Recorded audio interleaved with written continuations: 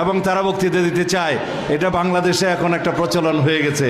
দেশনেত্রী বেগম খালেদা জিয়া, শহীদ রাষ্ট্রপতি জিয়াউর রহমান এমন দুইজন মানুষ ছিলেন, জীবদ্দশায় সারা পৃথিবীর সর্বোচ্চ সম্মানে ভূষিত হয়েছেন এবং মৃত্যুর পরেও তিনি এমন জানাজা পেয়েছেন সারা পৃথিবীর মধ্যে অনন্য এবং সর্ববৃহৎ জানাজার পেয়েছেন উনি, ওনার নসিব হয়েছে। সেজন্য এদেশের সমস্ত মেয়েরা দেশনেত্রী বেগম খালেদা জিয়ার মতো হতে চায়।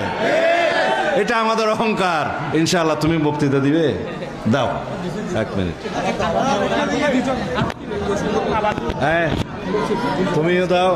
প্রিয় দেশবাসী, আসসালামু আলাইকুম। কে বলেছে খালেদা জিয়া নাই? খালেদা জিয়া আছে সারা বাংলায়। সবাই একসাথে বলুন, ভোট দিব কিসে? পরিবারের সকল ভোট, মালুমঘাটবাসীর সকল ভোট, সালাউদ্দিন আহমেদের সালাম নিন, ধানের শীষে ভোট দিন। তারেক রহমানের সালাম নিন, বাংলাদেশ জিন্দাবাদ, বাংলাদেশ চিরজীবী হোক। আসসালামু আলাইকুম। পরিচয় করিয়ে দিচ্ছে, আমার মা আমাকে পরিচয় করিয়ে দিচ্ছে। আমার ছেলে সালাউদ্দিনকে আপনারা ভোট দিয়ে জয়যুক্ত করবেন তো?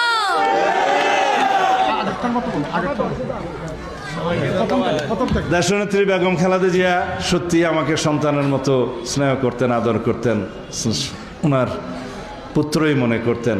এটা আমার জীবনের সবচেয়ে বড় পাওয়া।